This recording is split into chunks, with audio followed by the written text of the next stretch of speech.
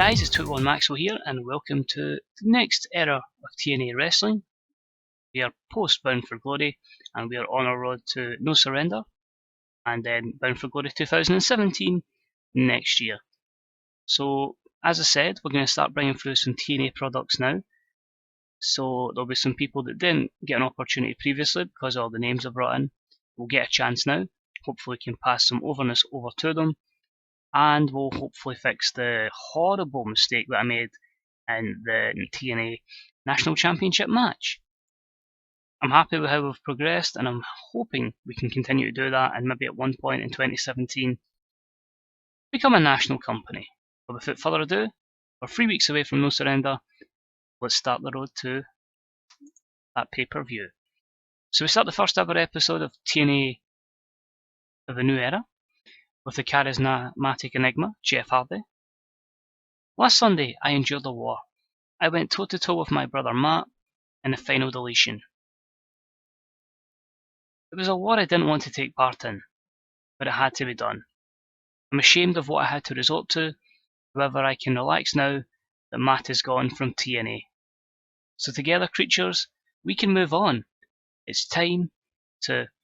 And Jeff is interrupted by MVP, who is with Tyrus. MVP says, wah, what the hell is the problem with you, Jeff? What happened to the daredevil, the man who was willing to do anything, whatever it takes? Now you're nothing but a pansy. So come on, pansy, what have you got? I'll tell you what, my man Tyrus has got a match later tonight, so why don't you fight me now? Jeff then just looks at MVP, and in that awkward way that Jeff Hardy is, just goes, oh hell yeah, let's go. So C61, show starts to a strong start, it gets the crowd hotter, we are opening contest set up, and we've also managed to explain the aftermath of the final deletion and Matt Hardy leaving TNA, your only negative, MVP's poor momentum, and of course the announced team's experience. So in a decent match, Jeff Hardy defeats MVP in 12:40 by pinfall, the Swanton Bomb, C plus 68, get the crowd hotter, Jeff Hardy with 60, MVP with 66. It's a good win for Jeff, and no real negatives apart from the poor momentum to speak of. Next up, in a terrible matchup, Gail Kim defeats Rebel in 6:25 by pinfall with a Hurricane Rana. This gets a D46. The announcing quality of the match was good. Gail Kim with 52, Rebel with a very poor 22, but again, we just need people to give Gail Kim momentum. No skill improvements here, and of course a few negatives. Psychology isn't going to help Rebel, but a good one for Gail Kim. But then backstage, and it's with the TNA Knockouts champion Sienna, who is with Ali. She says, Ali, tonight I want you to take out the trash. I'm going to destroy this division, and if you want to survive, then you will do as I say. Starting with tonight, you will take on Angelina Love, and you will make a statement when you defeat her. She replies, yes, Miss Sienna, anything for you, I'm just happy to help. And then Sienna just says, don't let me down. So D46, the announcing quality lifted the segment, which is good, and it gives us a little introduction to the character we're going to put behind Ali. And in a terrible matchup, Ali gets the win in 6 minutes and 11 over Angelina Love with a sit-out facebuster. So a good win for her there. D-37. She's starting to take out the trash.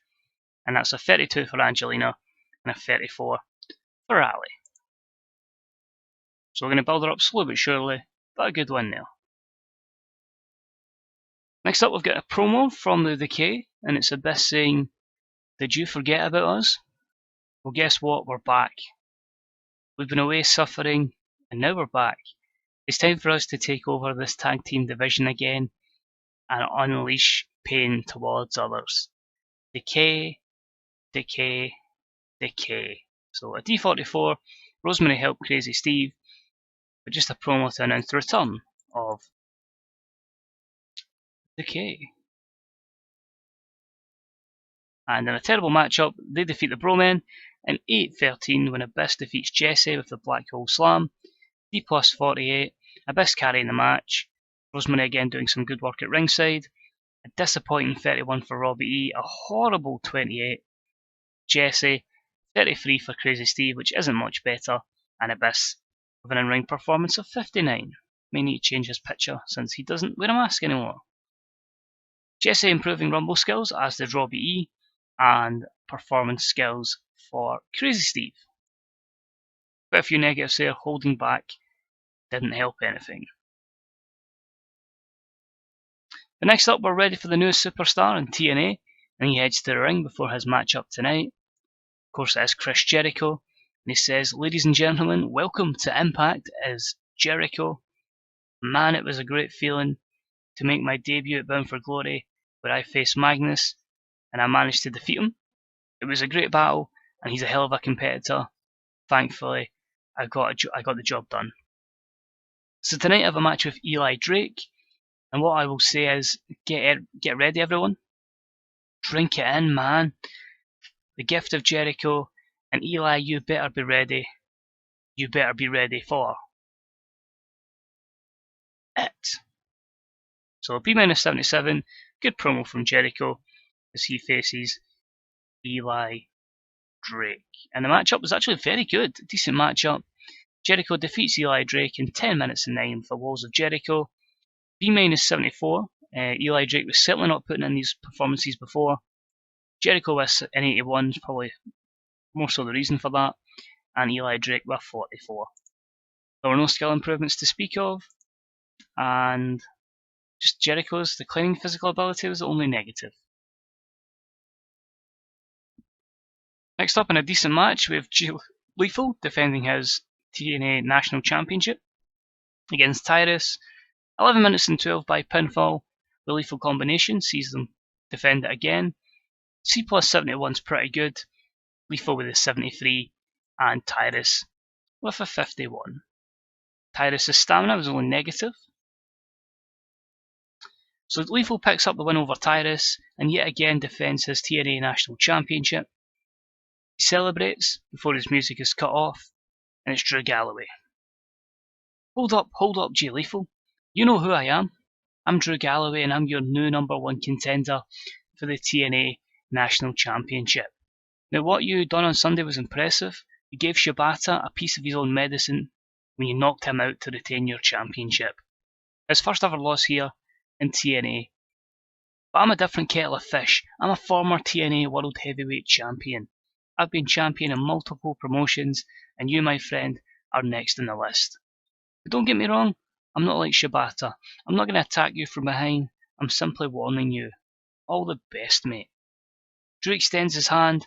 Lethal's a bit reluctant to start at first before he shakes the hand of Drew Galloway. So, #1 contender and champion, quite content. Good B78 segment there.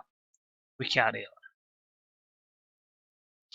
After the handshake, both the champion Jay Lethal and challenger Drew Galloway leave the ring at the same time, and they head up the ramp. They stand at the top of the ramp and pose for the fans, and the crowd respond. But then out of nowhere, a chair bang to the back of the champion Jay Lethal, and step forward a man he knocked out at Bound for Glory, Shibata. Galloway turns around and bang, Shibata cracks him in the face with a kick after dropping the chair. Both men are down and rolling around in agony. Shibata grabs the TNA National Championship, holding it above his head as he stands above both Galloway and Lethal. So hopefully that makes up a little bit for the mishap at the pay-per-view. And yeah, C62 pretty happy with that there. So more than likely looking to go triple threat, but we'll see going forward. I may have a wee twist and turn before then. In a decent matchup, Adam Cole defeats Sami Callihan in 802 with a flying crossbody in a co-main event. C63, Adam Cole slowed down by his injury, which he's going to keep. Well, it's what his tendon. I think it's hip tendonitis for a year and a month, so that's going to be annoying. Sami Callihan has a 42 performance. Adam Cole with 68. Despite the injury, we'll still build Adam Cole up because it's pretty much the good years of his career. And a few negatives there: chemistry, poor gimmicks, and working injured. I'm still happy with that. And our main event was about that had great wrestling and a decent reaction from the crowd, as Rey Mysterio and Fergal Devitt defeated EC3 and Stu Barrett. In 1552, when Devitt defeated Barrett with a brainbuster. This got a B79, very respectable. EC3 not suited to his gimmick. Devitt with 76. Mysterio with 70. Barrett with 69. And EC3 with a 72. Continues two storylines, which we might see a bit more of. Stu Barrett improving his performance skills. A few negatives there. Inconsistencies. A low morale for Mysterio. And such. And we finish the show with Rey Mysterio and Fergal Devitt picking up the victory, but out of nowhere comes Basil Baraka and Baron Dax as they start to try and take down the winners of this contest.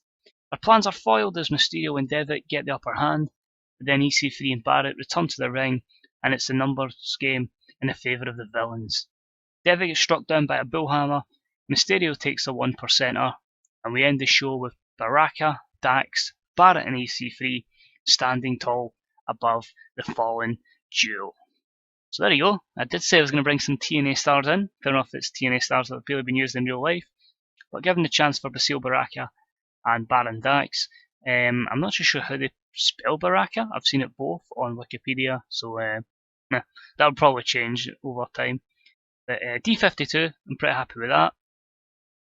Because of obviously the lackoverness for Basil Baraka and Baron Dax, you do have to build them up. EC3 came across, he isn't suited his gimmick. Basil Baraka debuted badass gimmick, below average, bit disappointing. Devitt came across well. Drax looked terrible. Baraka looked dreadful. Again, we need to build them up. Two storylines advance. No skill improvements, and just a few negatives. So I'm worried because of the D52 that might put some of the storylines below the cutoff point, but we'll see. No, apparently everything was fine. B- is 76 and improves our popularity in 18 regions. So delighted with that. We had a couple of good matches. We had, in fact, more than a couple of good matches. Jericho's match went well. Lethal Tyrus I'm happy with. Co-main was pretty decent, and the main event was superb. And it's one of those ones where we've given a few people an opportunity. They'll start to push on. Next week we'll have a lot of guys returning. We've still got the tag division to focus on, more of the X division. And as much as I made the mistake at Bound for Glory, I actually made the mistake in the booking there. One person there that won wasn't meant to win, but them winning actually makes more sense in the storyline, which just came to mind as I was recording it there. I'll let you guess which wrestler that was. If you can guess, let me know who you think it was. But overall, again, Crease and Pop, doing the job basically, continually making money, winning a good position as TNA, and yeah, going along at a nice steady pace. Couple of new contracts there for Sabin, Sanada and Chuck Taylor with their respective companies. Kota Ibushi's out on loan. And yeah, apart from that, everyone seemed to enjoy the show, and we're just giving Sean Ricker, aka Eli Drake, another 1 year contract. But overall, pretty happy. We'll just look at our news items. MVP needs some wins. Jade's back from an injury. 2.57 for Impact, and 4K on the old drug testing. But things are good. 4.7 in the bank, 37 prestige, 49 momentum, a few morale issues, but let's be honest, I never seem to keep my dressing room fully happy over time. Some of these will probably be released, some will be pushed, some we're just going to chop them out until they leave. But yeah, things are good, pretty happy. As I say, size is in a good position. Some places were as high as 57, other places 50, but as I say, it's no real rush to get to national. The main thing is just keep making money. It'll be a long time before we try and take down the machine. So before we go, I'll ask you, can you guess who it was that wasn't meant to win that won? Let me know what you think. And I say, are you happy with the fact we're bringing some people through?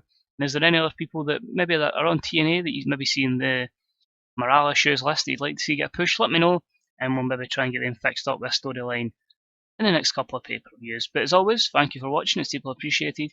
Any comments, feedback, whether it's negative, positive, let me know anyway. I'll try and improve it, even if it's try to speak a bit slow, we can try and sort that out. Maybe I'm speaking too fast. Anything that enhances the TEW experience for you guys, let me know what you think.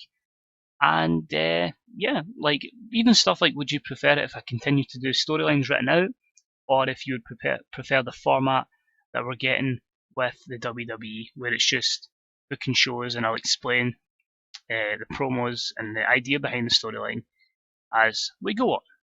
But as I say, I don't mind writing out the storylines. It challenges me creatively, and I enjoy doing it. If I didn't enjoy doing it, I wouldn't do it. So, as I say, thanks as always. All the support is deeply appreciated. As I say, any comments, regardless, whatever, let me know. Even if it's you needing some help with your game, I'll try my best, i.e. if it's technical, or even if it's like, should I book this, should I book that. If I can't help you, I'll try and find a way to help you. And of course, don't be, if somebody else posts what's happening in their save, don't be afraid to respond to it with your opinion as well, and get a good bit of creative discussion in the comments section. That's what it's there for. You know what I mean? It doesn't have to be just about this episode, it can be about TW in general. But as I say, thanks for watching, guys. It's deeply appreciated, and hopefully I'll see you for the next episode. Bye bye.